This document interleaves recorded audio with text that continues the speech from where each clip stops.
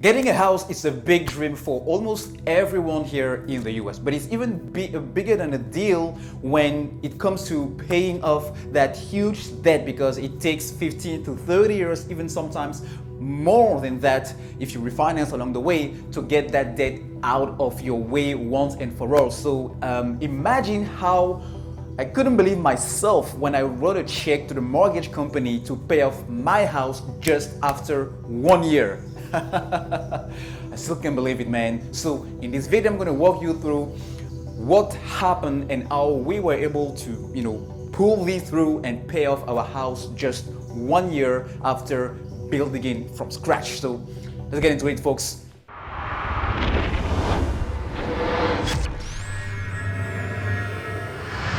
Hey guys, my name is AC and welcome again to The Money Game with AC, my channel. So here I'm going to talk about how we managed to pay off our house just 1 year after building it from scratch. So to give you a little bit of background around what happened, so we were living in an apartment complex, all right, and we were still just the three of us, and we were here in Houston, Texas. That's where we live. So as the family was kind of growing, we weren't really sure if it will make sense for us to move to a whole new house. I mean, this was back in 2019, all right? So after doing a little bit of research about, hey, what does it take in terms of finance, but also in terms of maintenance around taking care and getting into a house, moving from, a renter to a ownership, a house owner, all right? Because when you're renting an apartment, when you're renting a place, sometimes there is a lot of stuff. There are a lot of stuff that you're not even taking care of because the landlord, has that responsibility. You just pick up the phone and then boom. Or even, some of the utilities bills, some of those stuff are already included into the rent that you pay. So we wanted to kind of, make sure we were not doing the wrong thing, especially when it comes to where our household net worth and finances were staying at that time. So instead of going ahead directly into homeownership, we decided to rent a house first for a year or two, just to see exactly how things work, how things are different from being a renter, even in an apartment complex or even in a house, and from moving all the way to getting a home as a owner, all right? So we get into a new rental, and that was 2019, and then around 2020, before the whole pandemic, I think around maybe November or December 2019, after a Sunday service, we were going back from church. My wife, being a wife, some of you may relate to that, right? So we stopped by a model house just to see, how things were looking in terms of, the decoration, the layout of the house, to give us a little bit of insight and ideas when we will come to the time when we will be ready to actually purchase our own house. So we were discussing with the sales lady, and we were under the impression that in order to buy a house, you need to have a 20% down payment. I mean, can you blame me? Being a Dave Ramsey followers, this is kind of the rule, according to most of the people who are actually on path and want to, get advantage by paying as low monthly payments as possible. So we were still in the process of building our 20% down payment, but we didn't there yet. Reason why, this whole idea around getting into a new house, buying a house, was still a little bit too far. But after talking a little bit with the sales lady, she told us, hey, you only need maybe 3% down. If you have 3% down now, we can kick off the whole, paperwork. So we sit on it, we prayed on it, we asked around some financial experts, financial advisors, some elders, etc., and friends who are realtors also, to kind of, pick their brains around, hey, this is where we stand, this is what we want to do, and this is the opportunity we have.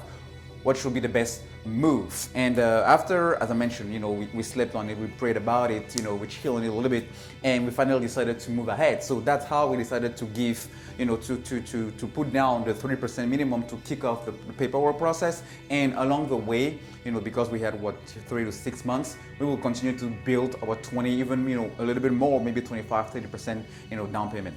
So back then, we were still early in the process enough before this whole pandemic started that, when we picked up our lot, we picked up, the material for the house, we designed the whole thing with the builder in terms of what exactly we wanted for, the house from top to bottom.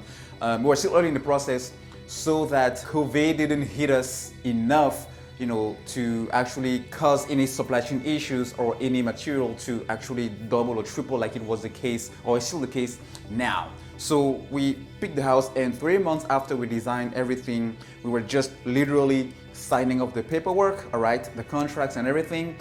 The following week, COVID, lockdowns and everything. So we were lucky enough to be early that year so that we wouldn't have to buy, the house 30, 40, 50% based on what we actually got on the deal.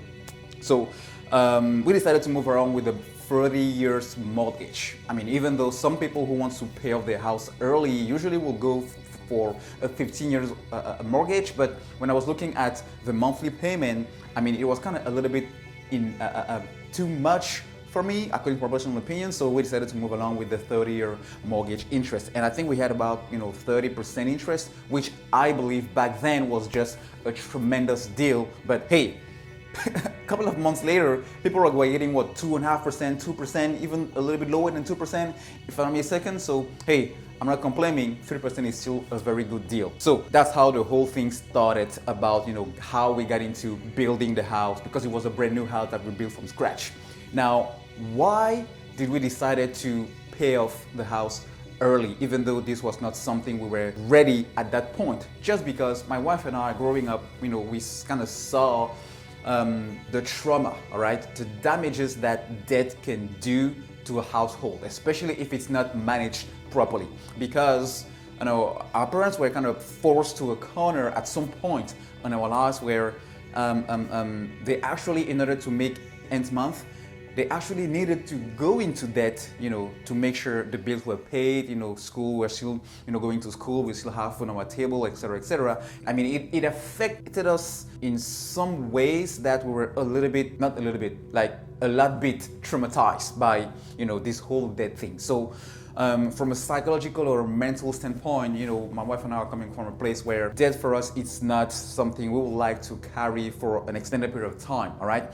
And another reason also was the whole financial thing, because my wife and I are Christians, and we believe that debt is something that is actually pulling you away from achieving your financial goals and achieving financial freedom as quickly as possible, or as soon as you can possibly achieve that. Why? Because it acts like a chain, all right? The borrower, it's the slave of the lender, because the money that you're putting into any type of debt, whether it's good or bad debt, it is still money coming out of your monthly budget. It's still money coming out of your pocket, coming out of your paycheck, going towards somebody else, that lended you that money when you were in need. I mean, don't get me wrong, I'm not saying you shouldn't get into some type of debt, but personally for my wife and I, for the reasons I just mentioned, we were not comfortable with just carrying that amount of debt for a long period.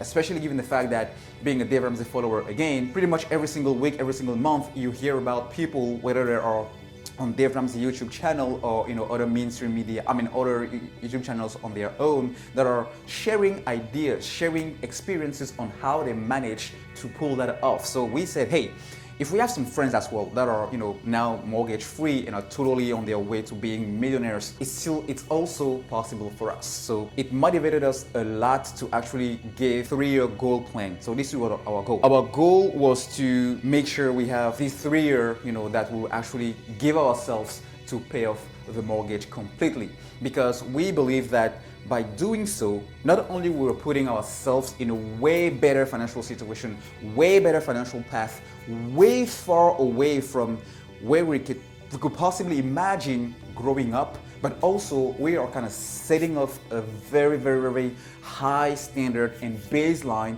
when it comes to our 2 kids, so, and for the future, for the kids and the kids of the kids, because this is a pillar of how you build financial wealth. If by doing this, we will be in a position where, for example, when it comes to their education, they don't have to worry about where to go to school anywhere in the world or in the US. That is a very, very, very, very strong position to be in, all right? Because they will be able to graduate debt-free, which is also another very interesting starting point for young adults here in America. I mean, talking about the student loan crisis, I mean, people are just dying under this huge loan, this huge burden, which are student loans. So our goal was to make sure, hey, in this 3-year period, we're gonna actually make sure we can pull this off. So that's how we decided to either decrease as much as possible our expenses, because we already, I mean, being a Abrams follower, obviously you have to do a budget, all right? So we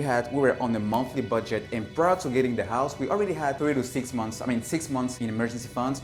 We already paid off all our entire debt, whether it's my student loan, my wife's student loan, our cars were all paid off. I mean, cash, we didn't even get to acquire a loan to purchase our car. So just to tell you a little bit of, to give you a little bit of history and background on where we were coming from when it comes to this whole debt thing. So any expense that we could lower a little bit or much or just suspend, we were able to do that. But also, how can we, even being on a comfortable 6-figure income, how can we make sure we have that extra additional money coming in and we'll just stash everything into the house? So I figured if we were able to pool $4,000 every single month in addition to the mortgage, we will be able to pay off the house in the next 3 to 4 years if we were disciplined.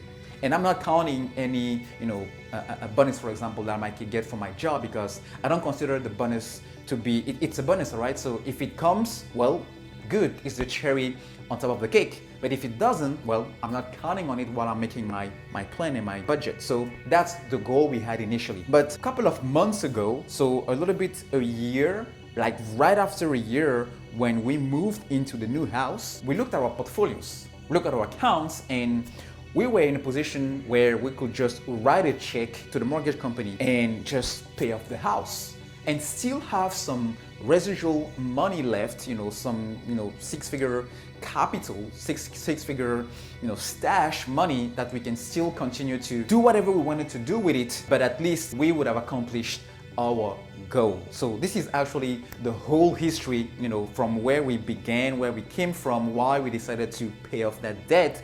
Because as I mentioned earlier, to us, debt was no. We didn't want to carry that mortgage or any other debt like it was a pet around the house. So it wasn't easy, but we managed to pull it off. Now, to finish with this, and this is when I'm gonna end the video, guys. Some people, especially financial experts, because you have two types of people in the world. You have people that are, looking at the maths, aspect of things, the math side of things, the numbers, the figures, and then you have other people that are just thinking about the psychological aspect of it. So even though when looking at the math, looking at crushing the numbers, it will make sense, especially given the current economic situation of the world and especially the US, with interest rates so low, it is cheap to get money and it's hard to get income on your money, all right? So savers are losing in this current situation. That's why if you want your money to continue to grow, you need to take some risk. But as I mentioned, that makes sense on paper, but we are the one believing that, hey, personal finance, it's 90% personal finance, it's 90% what you do, all right? Like behavior, what you do, and 10% of it is just the math.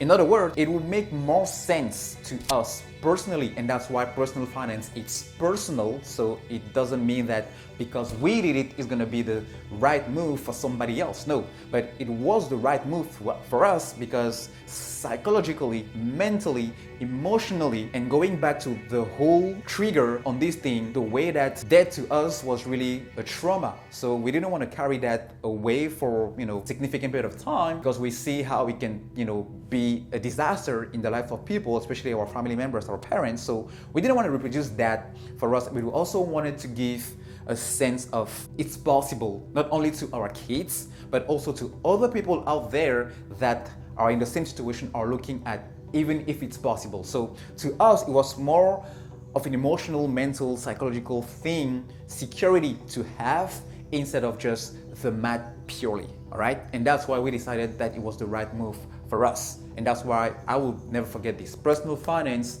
that's why personal finance, it's personal, all right? So I think now it puts us in a situation where, it is still, even though when you write that check, writing a check, to pay off your house to your mortgage company, it feels like you're getting backwards, right? Because everybody else is investing the money, everybody else is trying to make additional income, everybody else is talking about passive income, and here you are, writing that check, that money is kind of going away, but it is still part of building our net worth, because if we have our house, it's also an appreciating asset. Now our house cannot be just a liability, it can really be an asset. It doesn't matter if tomorrow you want to take, the equity or some part of the equity or use it as a collateral if you want to get into, getting a business, buying a business, or getting into buying some investing properties, etc., etc. But at least I know that even if things go south, if God forbid something happens to me and I'm not able to provide anymore for my family because I'm, ill or sick or something, at least we have this that we've accomplished that can put us through a certain level that we can go ahead, get ahead and reach out quicker our financial goals and get financial freedom. So this is exactly my story, folks, and I hope it gave you a little more insights, details about, how it's possible today in America to pay off your house, even if it takes a year. So I consider myself to be, and my wife, to be a little bit lucky, but hey. Thanks, folks. All right, folks, I'm gonna get into the details of exactly how we did, from A to Z in a different video. So if you're interested, please don't forget to click on the subscribe button so you wouldn't miss the notification on the next video to come and more about how to get ahead financially. All right, thanks for watching, and I will see you when I see you.